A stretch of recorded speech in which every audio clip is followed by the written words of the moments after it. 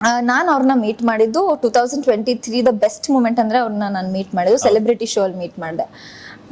ಎಂತ ಅಂದ್ರೆ ನಾನು ಕಿರ್ಚಾಡ್ಬಿಟ್ಟೆ. ಥಿಯೇಟರ್ ಅಲ್ಲಿ ಸೆಲೆಬ್ರಿಟಿ ಶೋ ಅಂತಾನು ನೋಡ್ಲಿಲ್ಲ, ಪಕ್ಕದಲ್ಲಿ ಕೂತಿರೋ ಚಿಕ್ಕಣ್ಣ ಸರ್ ಕಿರ್ಚ್ಬೇಡಿ ಮೆಲ್ಲಕ್ಕೆ ಎಲ್ಲರೂ ನಿಮ್ಮೆ ನೋಡಿ. ನಾನು ಫ್ಯಾನ್ ಮೊದ್ಲು, ನಾನು ಆಮೇಲೆ ಅದಿದು ಅಂದ್ಬಿಟ್ಟು ಫುಲ್ ಕಿರ್ಚಾಡ್ಬಿಟ್ಟೆ ನಾನು. ಆವಾಗ ಸಮಾಧಾನ. ಈಗ ಅಕ್ಕಪಕ್ಕದಲ್ಲಿ ಯಾರು ಎಲ್ಲ ಹೀರೋಸ್ ಕೂತಿದ್ರು, ಆಮೇಲೆ ಅಲ್ಲಿ ಇವರು ತರುಣ್ ಸುಧೀರ್ ಸರ್ ಇದ್ರು, ಆಮೇಲೆ ನಮ್ಮ ಕಾಟೇರ DOP ಎಲ್ಲರೂ ಕೂತಿದ್ರು. ಕಿರ್ಚಾಡ್ಬಿಟ್ಟು ಅವರೆಲ್ಲ ಹಿಂಗ್ ಬಗ್ಗಿ ನೋಡ್ತಾ ಇದಾರೆ ಯಾರು ಹುಡುಗಿ ಅಂತ ಇವಳು.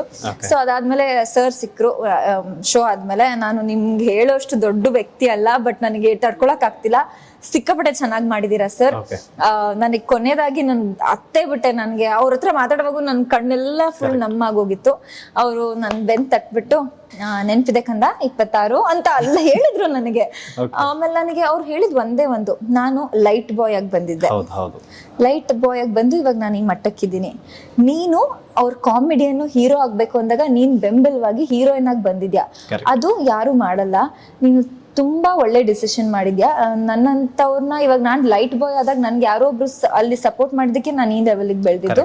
ಅವ್ರಿಗೆ ನೀನ್ ಬೆಂಬಲವಾಗಿ ನಿಂತಿದ್ಯಾ, ಅದಕ್ಕೆ ಥ್ಯಾಂಕ್ ಯು. ಇನ್ನು ಜಾಸ್ತಿ ಸಪೋರ್ಟ್ ಮಾಡು, ನನ್ ಕಡೆಯಿಂದ ಏನೇ ಇದ್ರು ನಾನು ನಿಮಗೆ ಸಪೋರ್ಟ್ ಮಾಡ್ತೀನಿ ಅಂತ ಖುದ್ದಾಗಿ ಅವರೇ ನನ್ಗೆ ಹೇಳಿರೋ ಮಾತುಗಳಿದು.